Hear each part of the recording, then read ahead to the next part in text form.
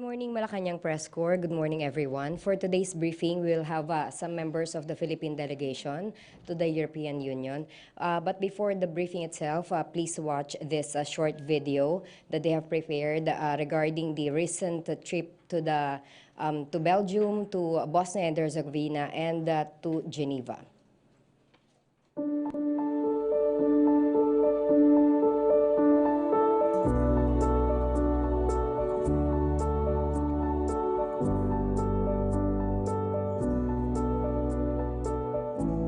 We are now bringing this EU to seek your cooperation to stop the funding of these organizations so that your money will not be used to kill our people, because technically the funds are used by these terrorist organizations to harass our people, to sabotage government. These terrorist organizations for the last 50 years have committed mass murder. They have killed the leaders of indigenous people who refuse to cooperate with them. International solidarity is a human rights framework, which I know EU and Belgium closely adhere to. And it's something which we would like to own ourselves. But it is a framework which is now being used by terrorists to get funding.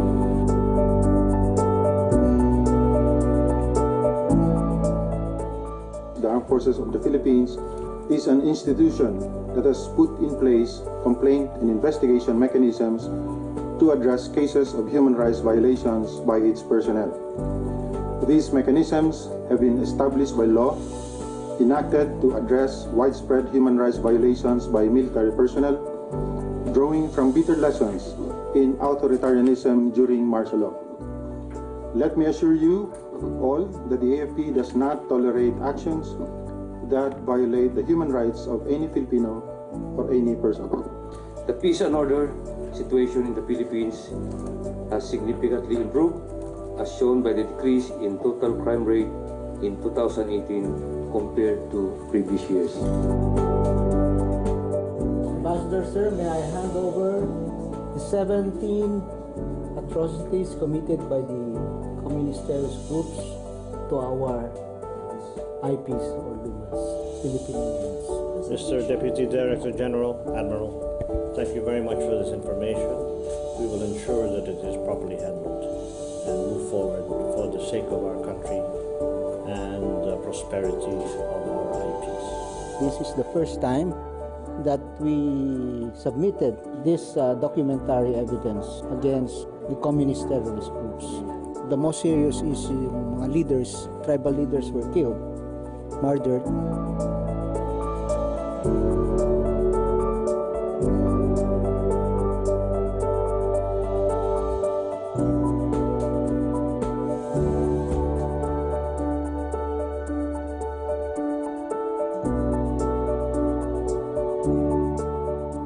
Contrary to what you have been receiving in Europe, all the bad things that you've been hearing about the Philippines, those are not true.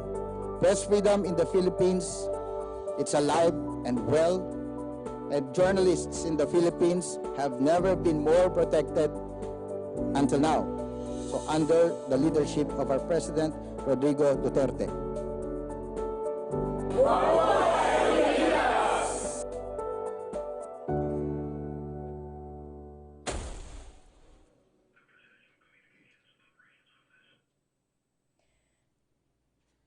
Okay, now to introduce our guests, I would like to call on PCOO Undersecretary Lorraine Badoy.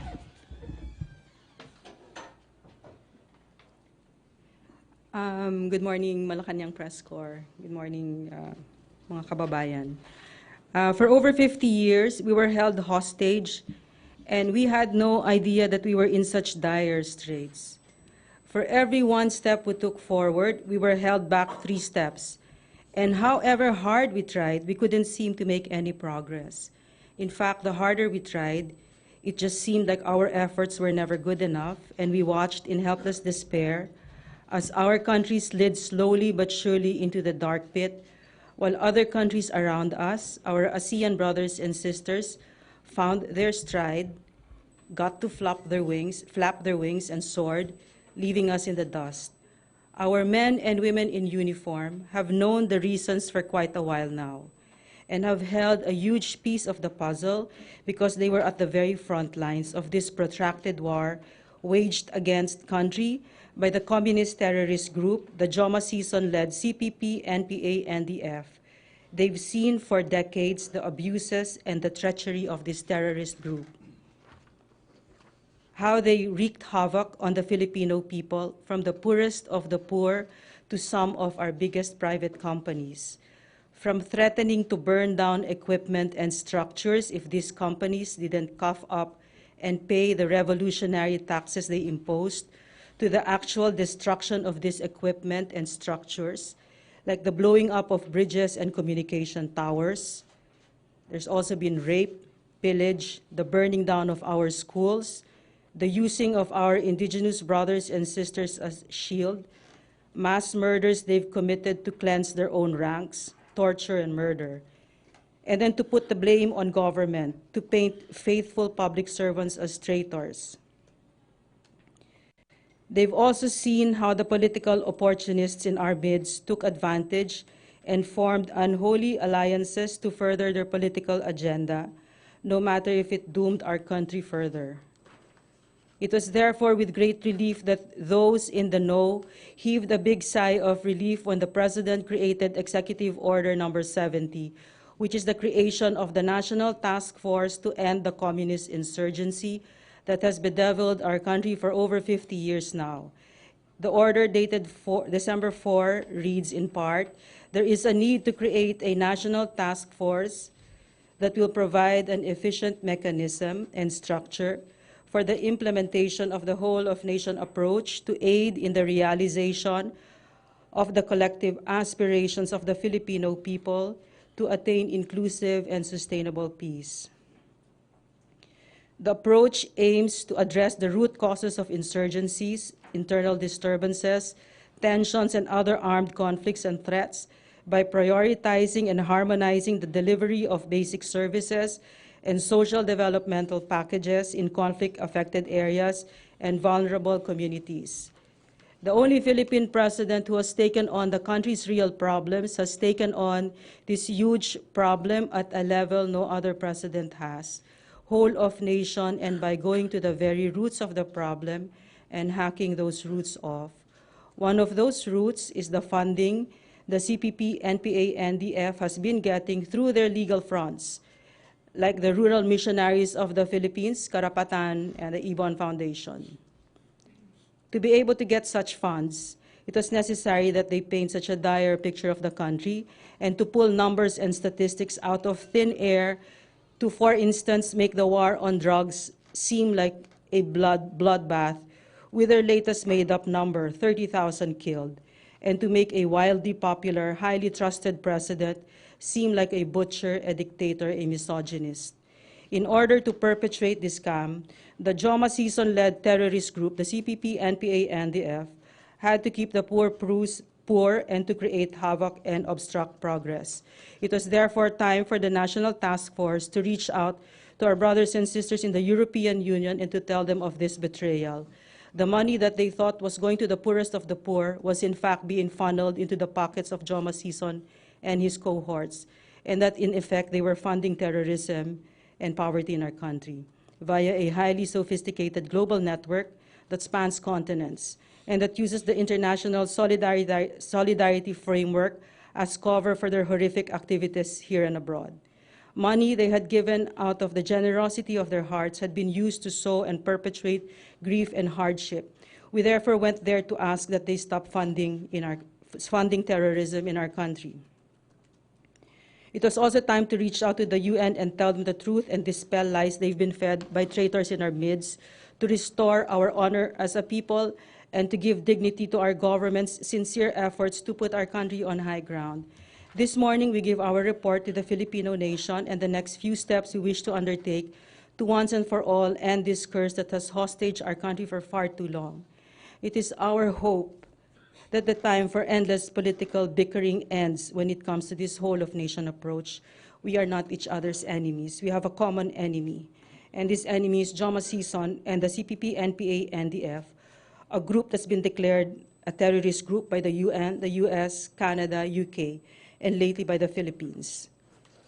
Ladies and gentlemen, without further ado, it's my honor to introduce Armed Forces of the Philippines Deputy Chief of Staff for Civil Military Operations, Brigadier General Antonio Parlade, Undersecretary and Executive Director of the Presidential Human Rights Committee Secretariat, Undersecretary Severo Catura, Presidential Communications Operations Undersecretary and Executive Director of the Presidential Task Force on Media Security, Undersecretary Joel C. Egco. Thank you.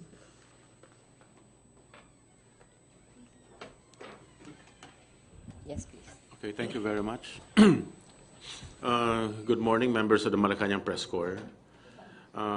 First of all, I would like to thank the PCOO for kindly inviting us, our office, particularly the Presidential Human Rights Committee Secretariat, to take part in their information campaign caravan, which we deemed as an important opportunity to preserve the integrity of the information coming from the Philippines.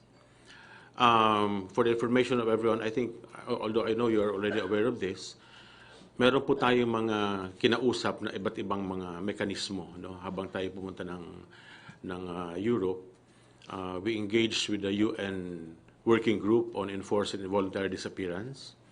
We engaged with the European Union, and quite particularly with the Belgian Foreign Ministry. We also engaged with the different chiefs of missions in the UN, and there were opportunities to meet with the different Filipino communities. No? So ano bang aim natin? Bakit natin ginawa ito? No?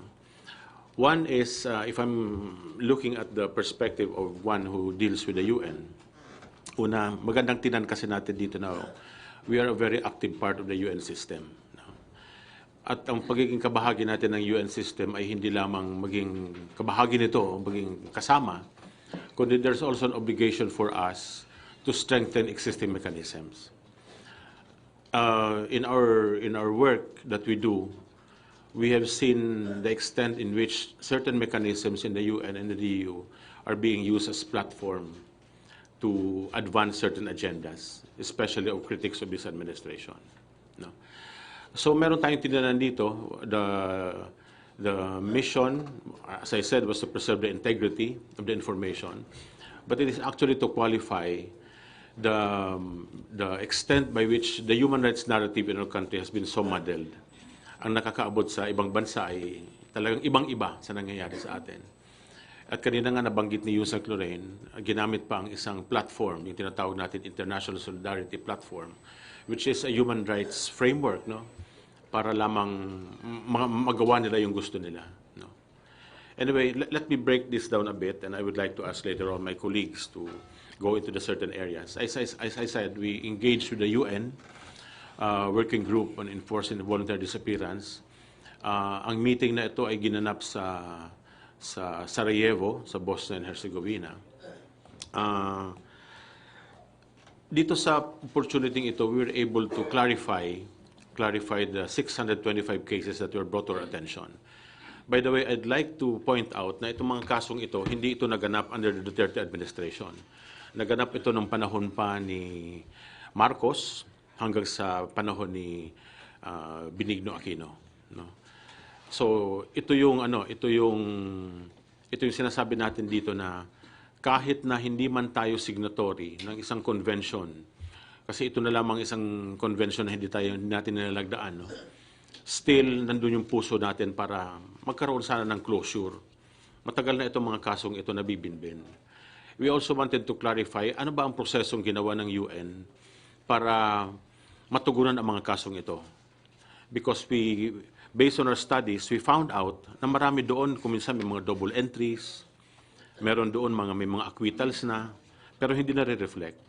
So nakakalungkot nga when we moved into that phase wherein we wanted to clarify yung status ng mga cases na ito, tinuligsa pa tayo na para bang anong gustong gawin yan, alisin ang mga kasong ito. We would like to clarify na we wish to have some closure to bring about peace of mind dun sa mga pamilya ng mga biktima. you know, kung ikaw ay isang pamilya, no, membro ka ng pamilya ng biktima, syempre naman kahit paano gusto mong malaman na may nangyari doon sa mga kaso. Kaya nga ang ginawa natin sa UN working group, no, nung nakipag-usap tayo sa kanila, sabi namin, tulungan nyo kami na para mapaayos ang mga kasong ito, para namin ma-resolve, no, magkaroon ng certain level of resolution. At nabiling naman sila, natutuwa nga sila kasi we initiated this effort, we reached out to them in our hope na itong ating mga kababayan na may mga problema tungkol sa enforced disappearance ay kahit paano mabigyan nga ng katahimikan. But again, we do not wish to set them aside. Their memories are very important. The political journey of the Philippines is defined by the many heroes of the past who were victims of atrocities, no? Yung sinasabi natin, kung meron man nagkaroon ng mga atrocities. And we wish to make that clear to everyone. Pangalawa, nagkaroon din tayo ng engagements with, during the 40th session of the Human Rights Council, meron pong portion doon na tinatawag na high-level segment. So part of the information campaign natin is try to tell people, no, hindi lamang dito sa atin, lalo na doon sa labas ng bansa, this is the extent in which human rights is being promoted, protected, and fulfilled in the Philippines. No? Ang nakakalungkot nga sa atin dito, we're so confined to the definition of human rights. Ano bang definition natin ngayon? EJKs, torture, etc., etc. Nakakalimutan natin na there are equally important issues on human rights for which the Philippines is being hailed as leaders. No? Kaya nga ito yung in-emphasize natin during the session, that the Philippines has upheld its long tradition of human rights leadership. We continue to be a global champion, at ito'y kinikilala. No? And nakakalungkot nga, kinikilala tayo doon sa labas, pero dito it appears that we're being so pilloried.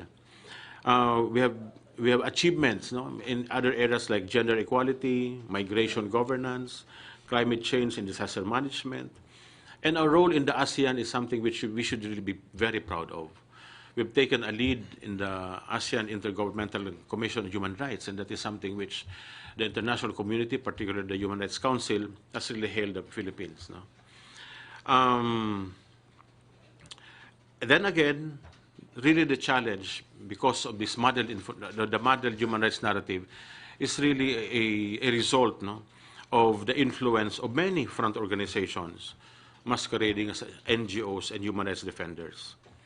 At mamaya, mapag-usapan natin, and many of them are really the front organizations of the Communist Party of the Philippines and the New People's Army.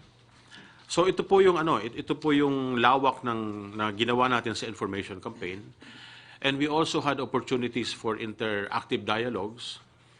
We were able to engage with formal engagements during the interactive dialogues with the so-called UNSRs. I think you're very familiar with the UNSR, represented by Agnes Calamard, which incidentally I would need to inform you that many of them were telling us, please do not make Agnes Calamard a representation of the UNSRs. She is not a fine example of a UNSR. No? We were able to engage interactively with the UNSR on environment, on sale of children, on disabilities, of persons with disabilities, at maraming mga magagandang nabanggit sa kanila para sa atin. Yung UNSR Environment really, in its report, hailed the Philippines for our efforts on the climate change. No? Napakaganda. Yung Special Representative ng Secretary General on the Violence Against Children, ay tayo ay pinuri dun sa ginagawa ating efforts to protect children in armed conflict. No? And then yung mga efforts natin with regards to addressing the concerns of PWDs, citing yung enactment of the mental health law. So ito yung nakita natin na opportunities for which we could be able to expand awareness, no, of people. And it was also an affirmation by the international community that we are doing things right. No? So again, gusto ko magpasalamat sa PCOO for that opportunity na binigay sa amin para kahit paano naging kabahagi sa information campaign na ito, At kahit yung mga kababayan natin sa ibang bansa, at least malang namulat, no, na ito yung ginagawa natin sa hanay ng human rights. And again, babalikan natin, itong human rights narrative natin ay kailangan natin isulong na maayos. At ang challenge dito is really how to address the negative information coming from other groups that are very critical of this administration. Thank you.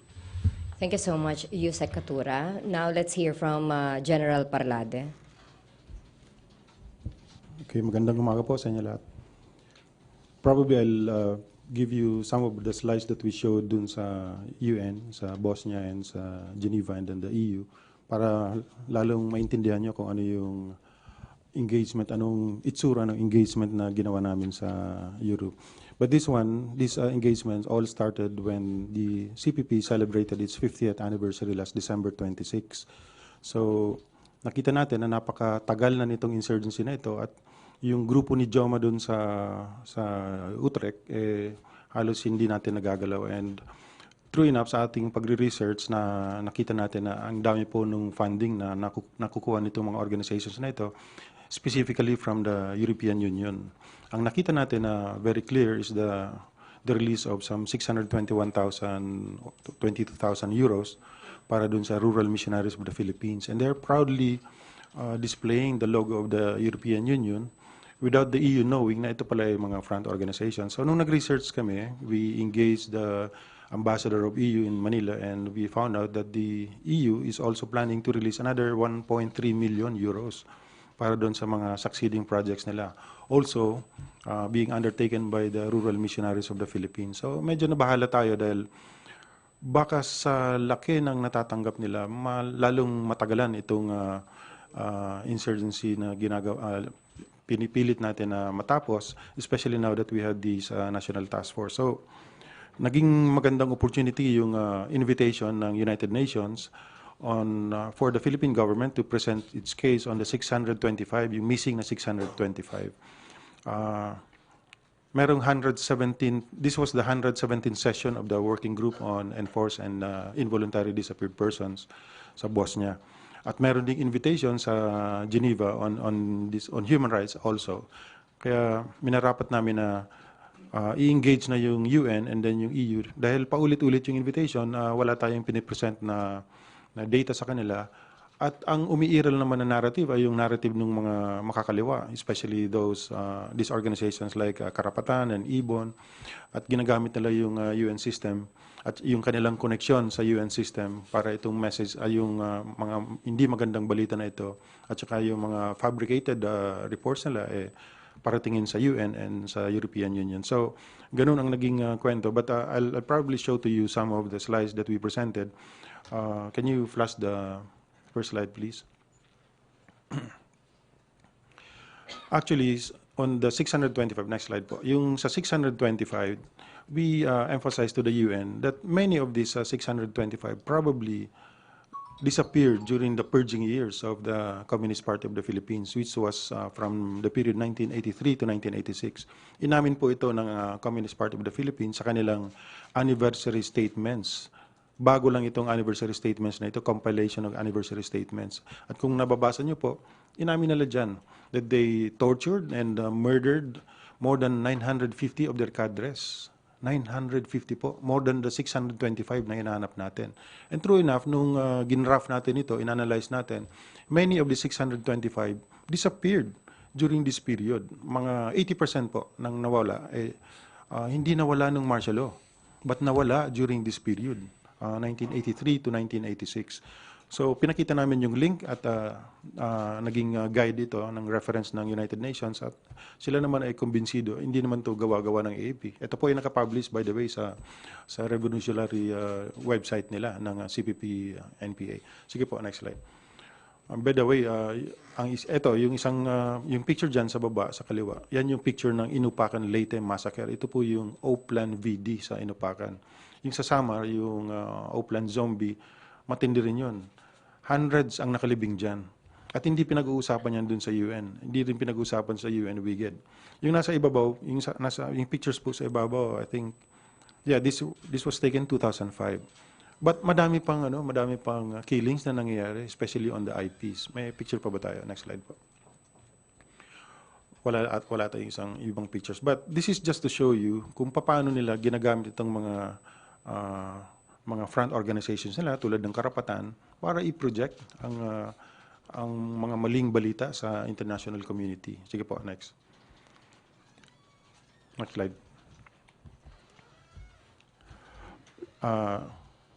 This is just to show you how robust this structure of the enemy is. Ito po ay galing sa kanilang mga dokumento. Meron silang tinatawag na international department. Ang kanilang international department ay napakalaki na po at well-funded. Sige, next slide. Ito po ang nagpapatakbo. Sige, next slide. Ang International Department ng Communist Party of the Philippines ay pinangungunuhan po ni Joma Sison.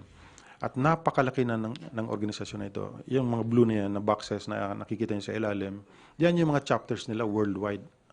Hindi lang magkasya lahat ng boxes, kaya yan lang nakikita niyo. Actually po, sa latest na analysis, this is 2015 data. Sa latest na data namin, na 2 layers na yan. 2 layers na yan. And all of these countries are contributing to this effort of the Communist Party of the Philippines to itong revolution na ito na pinaglalaban ni Joma Sison. Itong graph na ito, pinapakita lang na si Joma Sison, siya po ang head ng International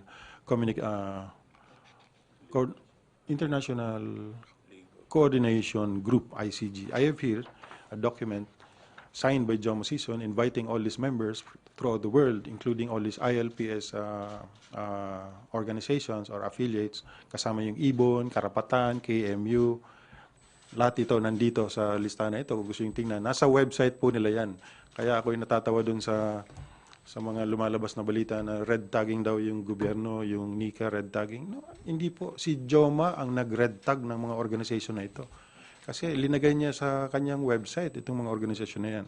But anyway, sige po, next slide. These are just some of the officers at makikita nyo sa buong mundo, yung mga pangalan na yan, well represented ang maraming bansa dyan. Next slide. Next slide po. Okay. Ito is just an explanation. Paano nila in-infiltrate yung UN? Kaya po ang narrative dun sa UN, consistent. Consistent sila doon sa maling narrative because they have people in the UN. Rapporteur, may IP rapporteur sila doon.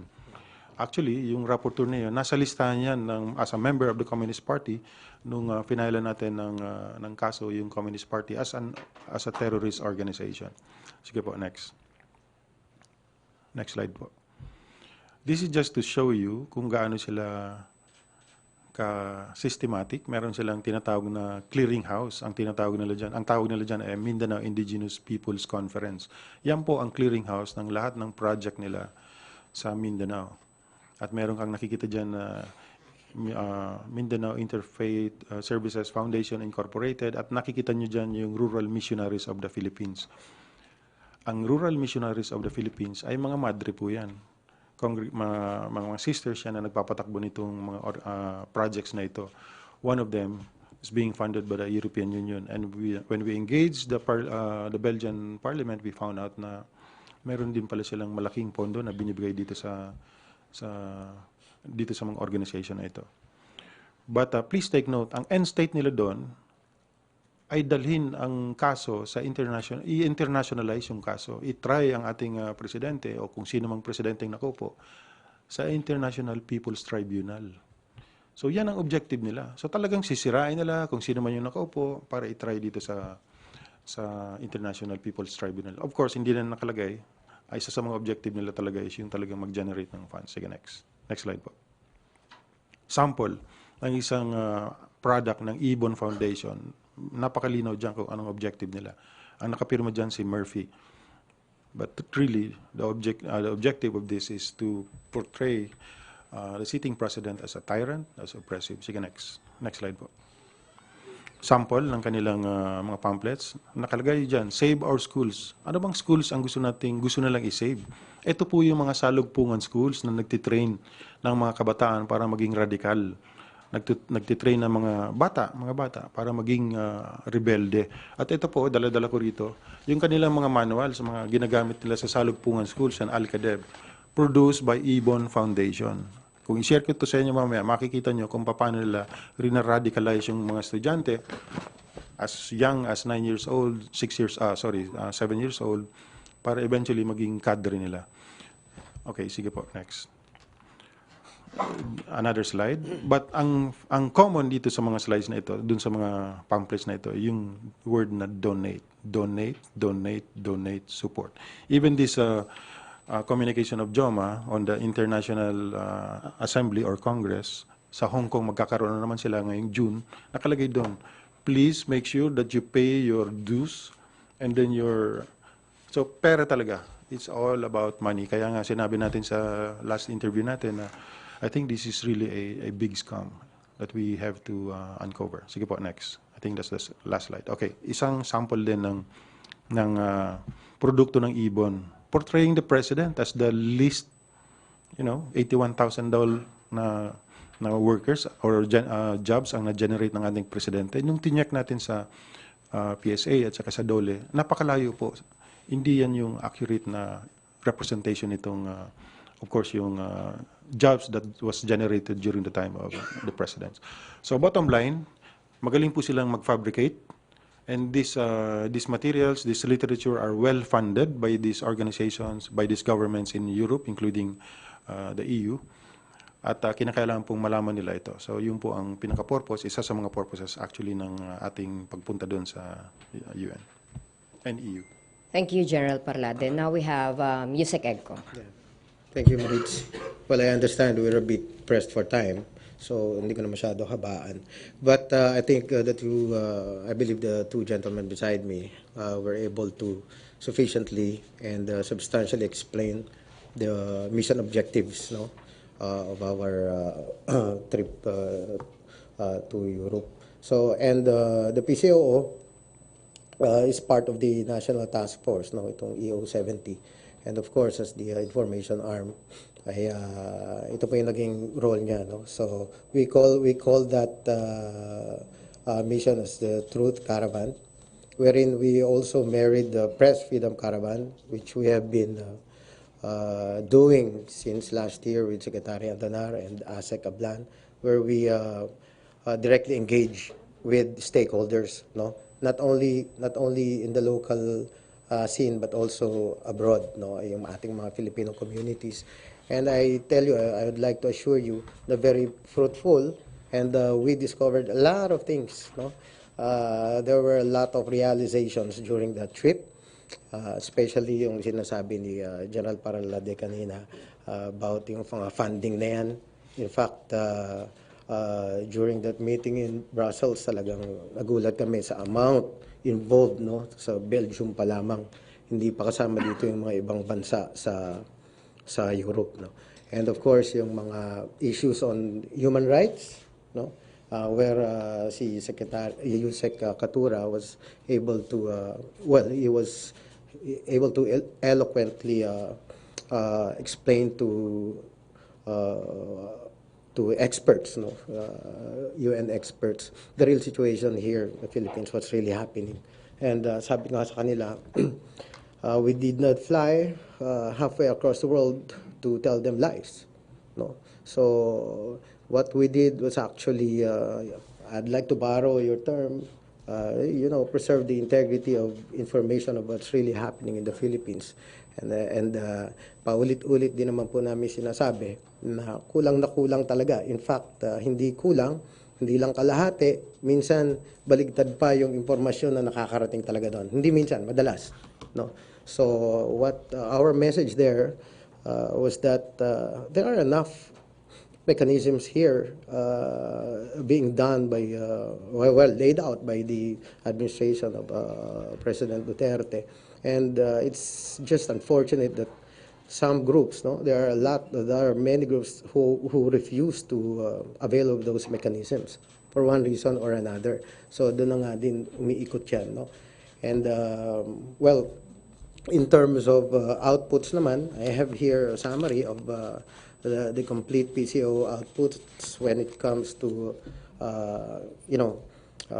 releasing or yung mga blow-by-blow account of our engagements there. So everything was transparent, everything was above board. They were very happy, the Filipino communities. We engaged the media. You know, it's not easy to face members of the European Union Parliament. Matatalino tao yan. The officials of, and experts of the United Nations. Hindi natin pwedeng bulahin yung mga yan. So talagang yun lang.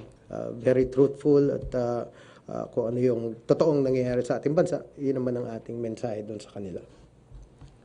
Okay, thank you. We'd like to open the floor to questions. RJ? Sir, to summarize what you said, sir, the message to the EU was for them to stop funding these organizations, right? And what's the feedback from them then?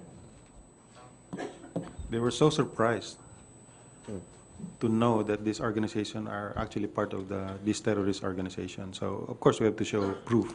So, but we didn't go there actually to file complaint or what. It was an exploratory engagement.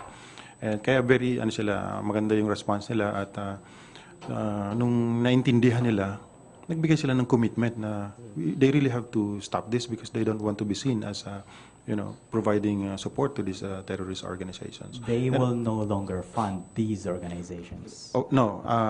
They wanted us to provide more evidences and then to file the formal complaint because during the time when we went to Europe, we didn't have the formal exploratory nga. So that's what we're doing now. We are consolidating all our evidences para i-submit sa European Union. And as soon as they have that, they promise to stop this funding. When do you plan to file that complaint, sir, with the evidence? Sorry, when? When do you plan to file that complaint? Our legal cooperation group under the National Task Force to End Local Communist Insurgency is now doing this, so it's up to them. Maybe if we can complete the packaging of this, we can transmit it as early as tomorrow or maybe next month. The earlier the better because they wanted us to move fast also because the next tranche of funds could be released anytime soon. So they wanted to make sure that they have these documents before they release the succeeding tranche of Sir, funds. can you provide us with the list of complete names of organizations that are being funded? You mentioned already Ibon Foundation, Karapatan, what else, sir? The document that the Belgian government gave us, initially they mentioned that they have 7 Belgian organizations existing here in Manila. But under these organizations, these Belgian organizations are the front organizations of the CPP. I'm not at liberty to divulge to you right now itong mga pangalan nitong mga organizations na ito, but ang very clear doon na nasa front page ng is this Ibon and Karapatan. So kaya right away yun yung binabanggit natin. Ilan sila, sir? Sorry? Ilan sila, sir? Ilang organizations? Yes. I don't know. Actually, we're still finalizing the document exploitation of this and parang nakaka-30 na organization. Around 30. Baka sa last na pag-uusap namin, mga 30 na. Baka sabi nila, sa Mindanao pa lang yun. Meron pang Visayas, meron Luzon. So, I don't know, maybe abot sa daan ang organization na pinupondan nito. Thank you, sir. Thank you. Next question. Ace? General, I remember the same message you already relayed during the past administration about some groups being front organizations, being leftist organizations, infiltrating international groups. What's the new message this time? Apparently, hindi ba sila na-convince dati? Kasi meron din mga ganito dati. Parang there was an effort by the military to clarify yung supposed links ng some groups with leftist organizations trying to infiltrate international organizations. Hindi sila na-convince dati. Kailan ba itong sinasabi? Kasi, anong time frame nito? Dati Panahon pa, ni Presidente Aquino, Arroyo, dati nang sinasabi ng military na itong groups na to are front organizations and they are trying to secure funding from international groups and they're internationalizing issues. So yung last time, ano kaya nangyari doon? Parang hindi yata na-convince yung... Let's be honest, it's only in this administration na sineryoso ito. Kaya even the AFP, hindi pwedeng magseryoso-seryoso. Marirelieve ka during the time of Pinoy, if you remember. Marirelieve ka kapag you're not towing the line. No? So, let's be frank, let's be very frank. It's only in this administration na nakita natin na seryosong tapusin itong insurgency na ito. Kaya ngayon, pursigido tayo na gawin yung trabaho natin. But in the past, naglalaro eh. So, I don't know, for political reasons, whatever, siguro binabalanse lang nila. And then there's the peace talks also. Yun nga, for so long, 31 years tayo nagkipag-peace talks. Yung the same framework ang ginagamit natin. At ang end state ng framework na yun is not even peace. It's a national democratic revolution. So, or coalition power sharing ang nakalagay doon. So, yung peace talks na yun, ano lang yun? Part ng legal struggle lang yun. Secondary to the armed struggle. At napakalinaw yan. For 31 years, ganyan yung framework na yan. So, si AP, of course, sumusunod lang kung ano yung policy ng nakaupong So, naging cautious yung previous administrations in dealing with the left. Kaya you're saying kaya hindi masyado intensified tong ganitong info campaign because of the peace talks? Maaari, yes. Maaari. Ano yung sinasabi nyo na pag hindi tinow the line, marirelieve? What was the line that was supposed? Maalala mo, ang dami naming inuhuli noon ng mga komunista. Nare-release. Napapakawalan. Kaya nawawalan ng gana yung military. Ang dami-dami. In fact, ang dami na nakakulong. Every time na mayroong peace talks, merong mga nire-release. So, really, it's only now that the AP felt that this issue and insurgency is being seriously addressed. So, how would you describe then yung anti-insurgency efforts nung previous admin if that's the case? Yung yung ating campaign naman ng AFP before was very effective. Pababa na nga ng pababa yung numbers ng kalaban. But every time na magkaroon tayo ng peace talks, may ceasefire, doon naman tumataas yung numero ng ating mga kalaban. But in the past administration, hindi masyado yung whole of nation. Now, talagang whole of government plus the society. So, whole of nation talaga tayo. So, this time, lahat na-address, including yung recruitment sa mga schools, including yung mga issues ng mga IPs natin. So, maganda ang chances natin ngayon na matatapos natin itong insurgency na ito. Thank you po. If I may add to that, coming from the peace process myself, I think it was basically an effort for us to make the peace process work at the time.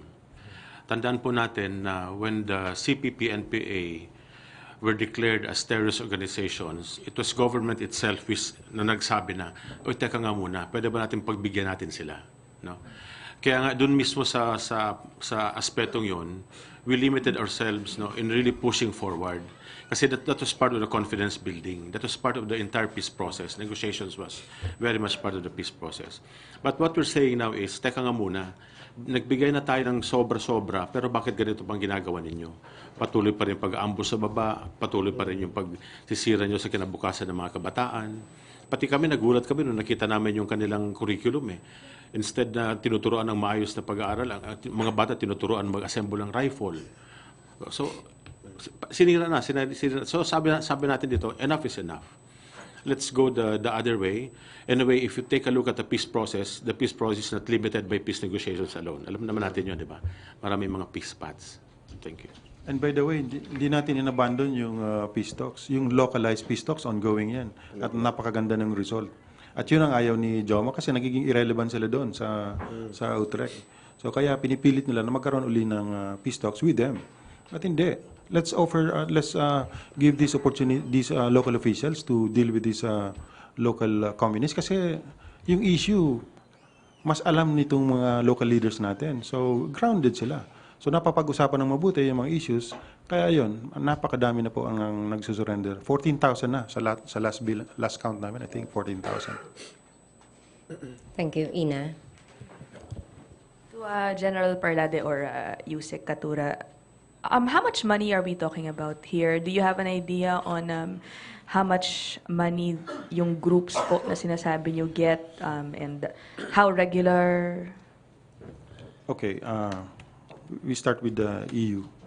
Si Ambassador mismo dito sa Manila, he admitted that they're about to release something like 2 million euros for just one organization.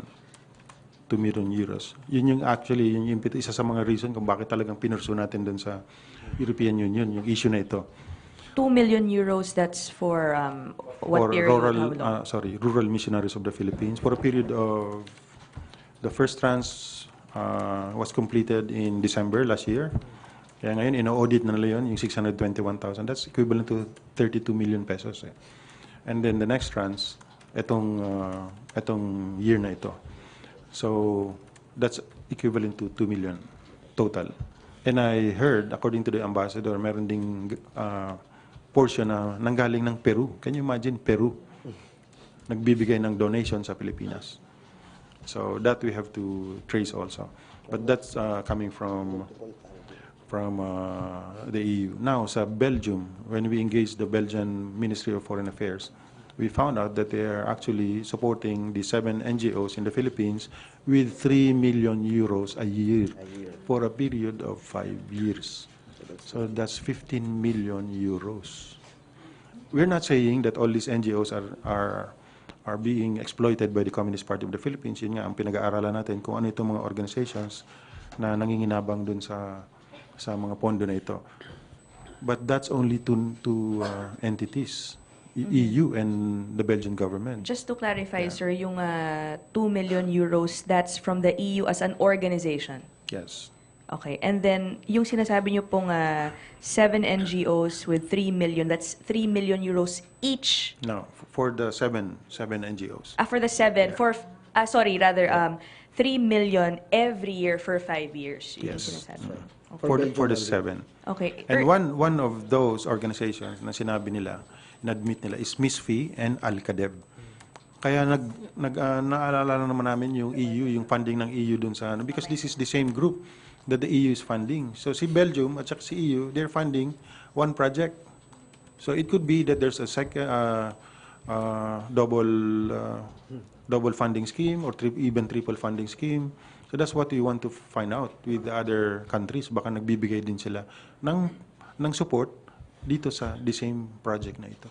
Okay. Sir, speaking of that, you mentioned kasi, you used the word scam earlier. Are you referring to a money-making scam which you hope to reveal? If so, how does this reflect then on the ideology that the group is supposedly Surprisingly, fighting we were asked, don't they know, according to the EU, don't they know that communism is dead? So it's not really about ideology anymore. I think it's about all the funding that they're getting.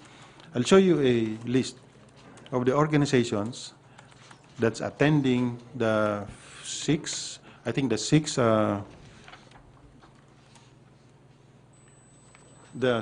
International Assembly. This is an assembly of the International League of People's Struggle. Magkakaroon sila ng 6 or 7 sa Hong Kong. This one is from the 5th. And this is a 3-page list of organizations.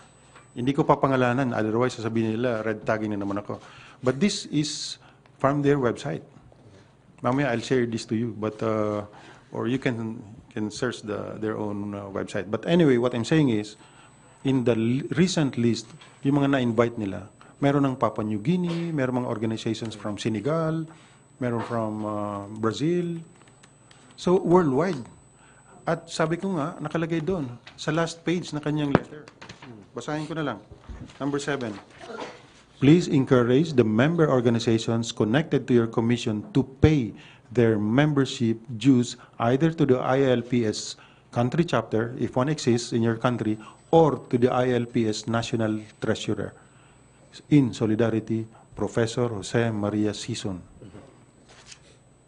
So, nakikita namin that this is really a scam. Hindi lang alam nung ibang mga organizations, baka billions itong nakukolekta nila. And according to the 45 years International Solidarity Works na papel ng Communist Party of the Philippines, their presence is now in 7 regions around the world. Ang tawag nila doon is Global Regional Party Committees. So yung North America, na dati one Global Party Committee, ngayon naghiwalay na. So hiwalay na si Canada sa US. Then merong South Africa, merong South America, merong Middle East and Africa, may Asia, merong Japan, may Southeast. So, hindi natin alam kung gaano na sila kalaki at gaano kalaki ang mga pondo na nakukuha nila dito sa mga organizations na ito. Last, briefly, sir, so is that going to be the plan now to reveal this supposed scam? Is there going to be serious efforts to reveal this? Yes, I've been getting a lot of communications, letters from counterparts that they are very interested in knowing what's happening, knowing what we have discovered in this engagement in Europe, and I think that's what we're going to do. That's what we're discussing now with the National Security Council. How do we go about informing all these nations that there's such a thing that ILPS getting so many millions from their citizens? I don't know, baka funded din ng ibang gobyerno, we don't know yet. But as soon as we get the report of those who are doing the document exploitation, i-share natin. Kailangan ipaalam natin ito. Thank you, Ina. RJ, and then afterwards, Maricel. I'd like to emphasize lang sa question ni Ina, for clarity, that's only for Belgium, yung 15 million. Yeah, yung 15 million is for Belgium only, so marami pa. Sir, but these are legal front organizations, right? Legal. Yes. So how do we compel EU then if the Philippine government recognizes these organizations as legal organizations? We have to show them proof that these legal organizations are actually committing or contributing to this all this revolutionary sabi ko nga, isang sample ni Yusek ay yung itong eskwelahan nila, yung salugpungan ng Alcadeb, tinuturuan yung mga bata na maging radikal, magkalas ng M16. Ang kanilang curriculum nakalagay doon. Ang A, for instance, armas, ang ba, bala, ang ka, kaaway, dahas. And I have here, gusto niyo makita yung kanilang lesson plan. Mga ismo ang mga tinuturo dito. Ito, lesson plan. Mamaya silipin nyo kung anong nakalagay dito. Mga komunismo, marxismo, grade 6, grade 7. So tinuturuan nila kung, ito, very systematic yung kanilang indoctrination dito sa mga schools na ito. So, sir, no effort from the government to declare these organizations as illegal organizations, if... Like I said, we're now studying whatever documents we have. We have so many testimonies coming from students and former students of these schools na naging rebelde na.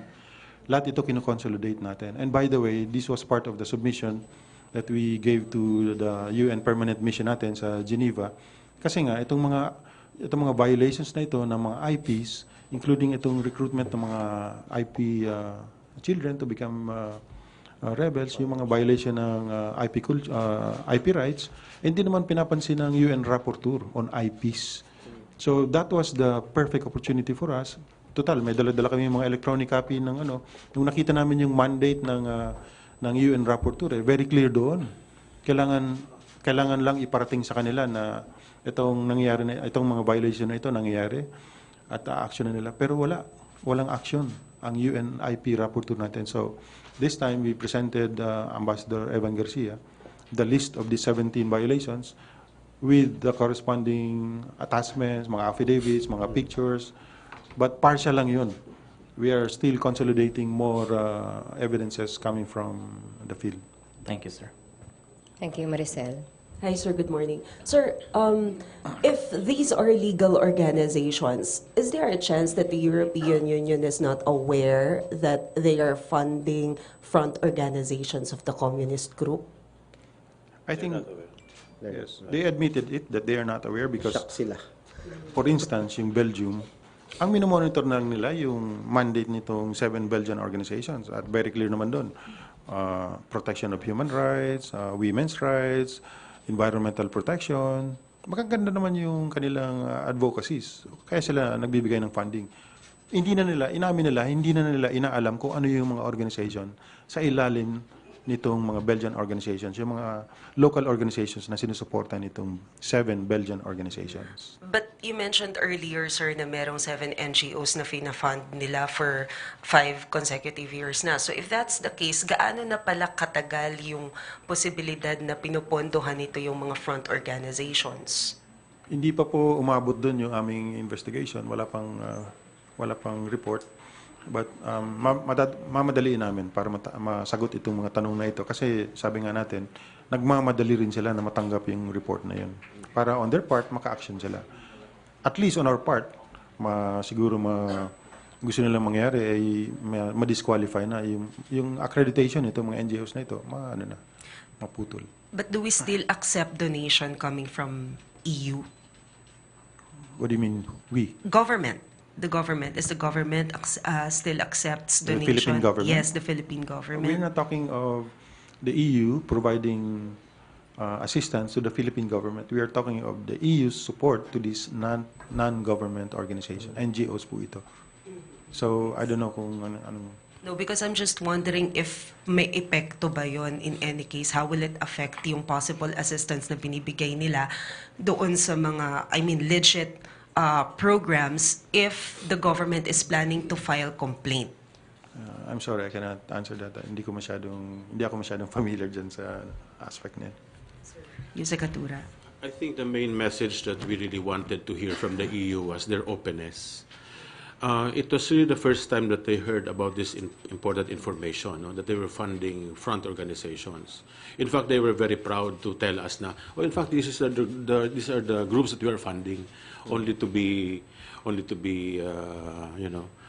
informed by General Parlade na, teka nga muna, ito yung mga ano nyo. So, ang sabi nila, since this is it, we encourage you to really work on the evidences that you are preparing, so that for us to really be very cautious, no?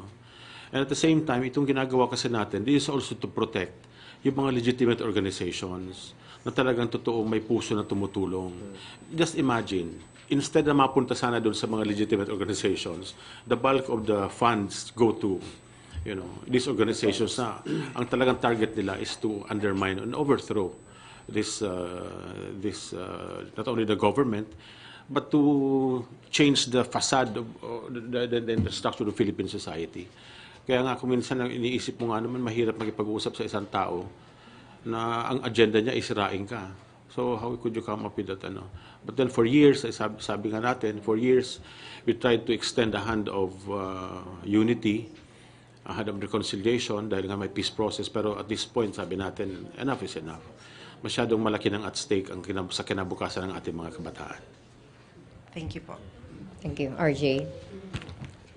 Sir, those materials that you mentioned, general, lesson plans, the way they teach their kids at schools, is there anything illegal about it?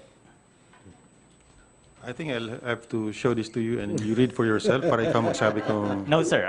You said they are teaching communism, they are teaching to become radical. Basahin mo na lang. RJ, Siguro, ano? yeah. I think yung point natin dito is, one, communism is an ideology that is accepted worldwide. No? Walang problema yan. But if you cross the bounds of you go towards violence, doon na maging problema. In fact, the main message natin sa EU was, alam nyo, we respect the ideology of communism. But your counterpart in the Philippines is doing you a great disservice. No, ginawa nyo ng terrorist ito. Hindi yun ang gusto nila eh. Kasi ito yung mga taong gusto magpabago ng lipunan pero sa maayos na paraan. So I think there was that agreement, no, during the discussion, and they were also quite surprised. Kasi iba yung kung makikita mo, no, ginagamit nila yung word na international solidarity. And that is a framework which is accepted globally. You use international solidarity because it's an obligation of developed countries to help developing countries. Kaya lang ang ginawa nilang platform ito to make use of that generosity of the EU countries para kumuha sila ng pera. No? In fact, meron nga triple funding, double funding. So they were able to take advantage of that. Ang sinasabi naman ng EU, alam namin yun, pero hindi namin alam yung extent na ginamit yung aming pondo. In fact, nagulat nga sinabi nga namin sa kanila, we appreciate what EU is doing, we appreciate what Belgium is doing, but we could not wish to think to ourselves that EU and Belgium are funding terrorism in the Philippines. Doon sila teka muna, hindi pwede mangyari yun. But that's the reality. That's the reality, and that is the truth that you wanted to tell them. And that was the essence of the information campaign that we wanted to push. Sir, what's this school again? What do we call this? Salugpungan schools, Alcadev, merong tribes, may clans. These are schools for terrorism? No, I did not say that. These are alternative learning schools na pinutap nitong mga rural missionaries, ng mga organizations na allied sa kaliwa. Supposedly, para turuan yung mga kabataan kasi merong pagkukulang ng eskwelahan sa mga malalayang lugar. But you will be surprised, many of these schools are actually inside the guerrilla bases, the guerrilla zones. So hindi sila accessible dun sa mga teachers natin, sa DepEd. So it's by design na nandun sila. So yun. So yung curriculum nila ang nagpo-produce ng mga radikal. Natututo naman silang magbasa. Natututo naman sila eh. Kaya yun nga lang, ang abakada nila is armas, bala. So yun. Ang isang sample nila, isang declarative statement, halimbawa, ang sundalo ay human rights violator. Yun. Malinaw yan doon sa mga dokumento nila. Kung ikaw ay nagugutom, ang sagot, matutulog ka na lang, magsusumikap kang parang ma-overcome ang iyong gutom o magtrabaho para o umalsa. Yan yung mga choices doon. But I'll show you all these documents para kayo mismo ang at sabihin niyo kung tama ba itong curriculum na ito na pinapatupad ng mga schools na funded nitong mga rural missionaries of the Philippines na ito. And Thank you, sir. Besides, if I may add, sir, bukod doon sa mga dokumento hawak ni General, there are former students nitong mga schools na ito na lumutang naman na sila at sila na mismo nagkukwento. Kakaiba talaga yung, kumbaga tayo no araw, merong mga PE pag Sabado, pagka Friday, kanila, iba, talagang pinapawak sila ng nuturuan paano mag-dismantle ng barrel. No, so hindi na PE 'yon. So this may sarili silang ROTC. Kaya lang mga maliliit itong bata eh. Yan ang problema diyan eh. So sa kanila nagagaling yung mga may sarili sila. Okay. Other questions? Ace? Okay. Iba namang paksa, Some senators have criticized the trip, saying it's unnecessary and it's a waste of taxpayers' money. Now, for the record, how much was spent for the trip? Kung sino po makakasagot? Hindi naman kami nag-usap kung magkano ang nagasto namin. But basically, nag-utang ng pamasahe, of course, hindi naman libre yung pamasahe, mag-hotel ka, pero dahil maliit lang yung per dime ng gobyerno, nakikitira na lang kami sa mga kaibigan namin. At kumakain kami doon sa, kumbaga, yung bangketa para makatipid. That's true. Ang mahal ng ang pagkain sa Europe, ang hotel sa Europe. Hindi natin kayang pumunta doon. Pero hindi fair, mali yung na yan junket. Sabi nga namin 4 times, 5 times nang iniimbita ang AFP, ang Philippine government, na sagutin itong mga katanungan na ito ng UN on yung WIGED. Eh ngayon, na sinasagot, pinuntahan natin, na sasagutin natin yung mga issues, magiging problema pala, magiging issue pala yun. So, saan ka pupunta? Okay. And to give you an idea, sa trip na yan, natutong kumain ng noodles si Yusek Lorraine. Diba? At kami, share-sharean lang kami dito. Yung mga, you may ask members of the Filipino communities doon. Hawa nga sila sa amin eh.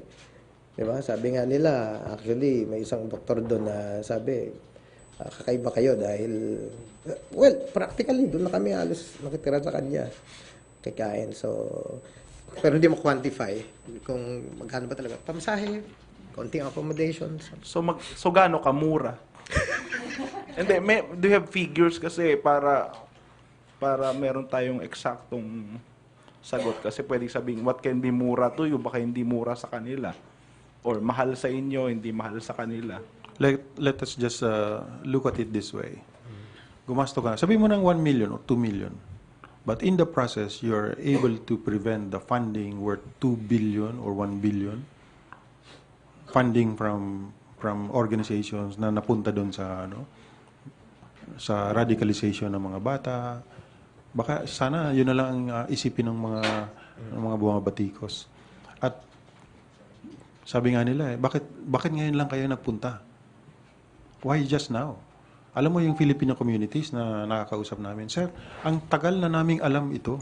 Ang tagal ng, marami sa amin dito, member ng ganitong organization, at kami nagko-contribute. Hindi namin alam, sir, na nagagamit kami.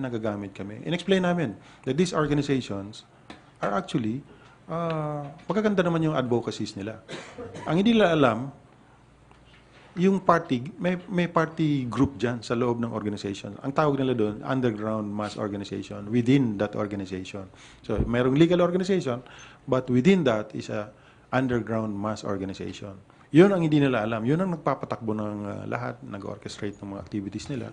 Kaya nagiging violent minsan yung kanilang mga activities, nawawala sila doon sa kanilang totoong advocacies. But marami sa kanila ang medyo nagising. At ngayon, tinatanong nila yung kanilang mga officials dito sa mga organizations na ito. Ano ba talaga ang sadya natin? Bakit ganito? Meron kaming naririnig na yung mga pera na pinapadala sa Pilipinas ay napupunta sa mga ganitong schools sa lugpungan ng Alcadep. Isa doon sa mga member na nagtanong sa akin, actually, taga Davao. Teacher siya doon. At nagsabi siya, sir, ang tagal na namin itong sinabi na itong salugpungan schools na ito, kailangang sara na. 4 years na siya sa Europe. Ngayon lang na-actionan. Okay, sige po. Pwedeng pahingi na lang po yung figures kung meron na paki-release na lang po sa media once they're available para po meron tayong figures exact. Okay? Salamat po. Okay. Yes, please. Good morning. Nestor from The Inquirer. So, to clarify, tuloy pa rin yung funding ng EU sa mga organizations na ito since they are asking for more evidence, at least for now. So, tuloy pa rin yung funding nila dito sa mga organizations na ito because from what you have said earlier, sabi nga ni General Parlade, parang they are asking for more documents and pieces of evidence. So, for now, tuloy pa rin yung funding nila, sir? Yung na-release na yun. So, ina-audit nila. Yung hindi pa nila na-release, hino-hold muna nila hanggat kaya nila kasi naka-program na yun eh. So, it's actually, ang bola na sa atin para ipakita sa kanila yung mga documentations na hiningi nila. Okay. Any other questions? Satisfied, MPC? Okay. So, thank you very much. Thank you very much, General Parlade, Yusek Catura, and more. Yusek Eco. Meron pa ba? May gusto pa magtanong? Or you still have other... Gusto ko lang i-clarify, ano? Okay. I have this list. Marami niyang umaalma, red tagging. Lumang kwento na yan. Si Joma na nga nagsabi na front organization sila. Tapos, ang kino-quote nila, yung mga AAP na nagsasabi na, hindi. Basahin nila or pakinggan nila yung statement ni Joma. At si Joma nag-tag sa kanila na red. And by the way, ito yun. Yung sulat ni Joma, nandun yung mga pangalan ng kanilang mga organizations na member nitong ILPS. At hindi si AAP ang nagsabi nito. Hindi ko nga babanggitin kung ano itong mga to. Basahin nyo. At tanungin niyo si Joma kung totoo ba na pirma niya ito at saka ito yung mga listahan na ito. So, yan yung ano ngayon, kailangan maintindihan ng taong bayan yung dual revolutionary tactics ng kalaban. Kailangan maintindihan nila yon na yan talaga ang paraan ni Joma Sison na nakalutang yung kanilang legal front organizations, pero ang ginagawa nila, I'll cite an example, KMU. Red tagging sila ng red tagging. Sino ba ang nagsabi na front organization sila? Di ba si Joma Sison? Okay. Ang KMU po, hindi naman lahat ng members niyan komunista or masama. Hindi. Meron dyan party group sa loob niyan na yun talaga ang nagpapagulo dyan sa KMU niyan. Ang dami nating mga kaibigan na KMU member. Marami din sa kanila hindi aware na ganun. Kaya ang nangyari doon sa Davao, nag-away yung KMU nung namulat sila, doon nila naintindihan na ina-exploit sila ng Communist Party of the Philippines. Kaya nag-away. Yung isa gustong isara yung factory, yung isa gustong buksan, hindi. Kami ay nagtayo ng union para yung ating mga benefits, privileges na legitimate naman ay ma-address. Hindi para mawalan ng trabaho. Kaya sila nag-away-away. So, yun. At ina-explain natin sa ating mga kababayan na there's such a thing called the revolutionary dual tactics. Ang sinasabi nila, democratic organization sila. But actually, mga violenteng organization ito within that organization. Yun lang ang dapat na maintindihan ng mga organization na tinawag ni Joma na mga front organizations. Hindi lahat ng members noon ay mga masasama.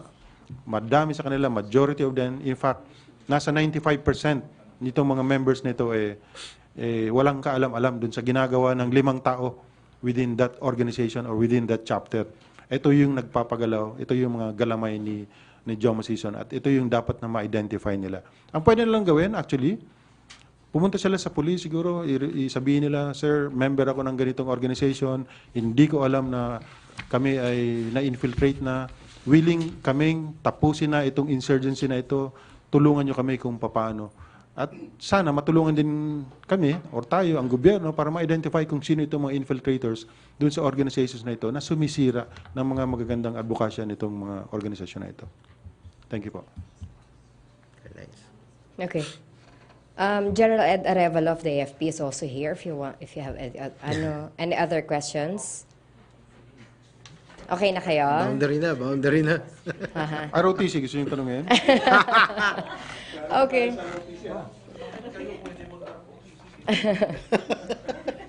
Okay, so Kanila kasi totoong baril ginagamit Oo nga. So we're okay na? May pahabol pa daw si Ina. Did you have to explain about the EJ case? I mean, it was mentioned in one of the opening statements earlier. And if so, how did it go? PNP. Basta sa AFP po for the last 5 years, 0 violation ng AP, 0 human rights violation, torture, disappeared persons. Wala.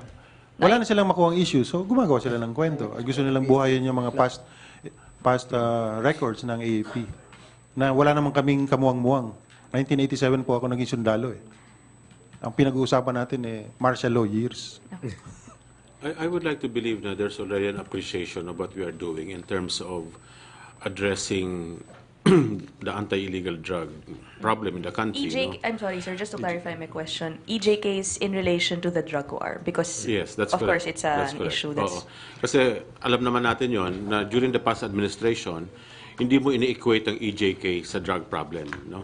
Nung nagkaroon na lang tayo ng bagong problema under the Duterte administration, nung wala sila makita na EJK under the old definition, isinama na nilamp nila yung mga drug killings, drug-related killings. It has been a struggle for us to explain that before the international community. However, during the last engagement by the Philippines with the European Union in relation to the EU GSP Plus, System of Preference Plus, kung saan tayo we are being measured in terms of 4 areas, human rights, labor rights, environment, and climate change, as it relates to how we deal with our trade relations. Shinif na nila ang usapan ng EJ case or anti-illegal drug campaign doon sa governance. So parang sinasabi na dito is, teka nga muna, let's take a look at the anti-illegal drug campaign issue as a problem on governance. So that's slowly shifting yung concern natin with EJK. So nagkaroon sila ng appreciation na, teka nga muna, oo nga pala, dapat pala ganitong pananaw ang dapat tingnan natin sa problema ng EJK. So dito, we are seeing, sabi ko nga, we are seeing an appreciation coming from the global community, and we see it as a very positive development. At least nakakapag-focus tayo.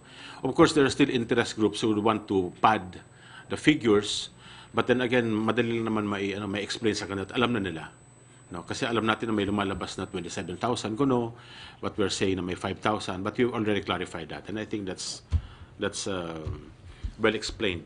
You clarified it, and what do you think you were able to convince them that it's not an issue that they should be concerned about, the UN, during this trip po, sir? Alam mo kasi ganito yan, a major aspect in human rights, no, is accountability. No? If you can be able to explain that government holds itself accountable to its actions, that's something that is highly appreciated.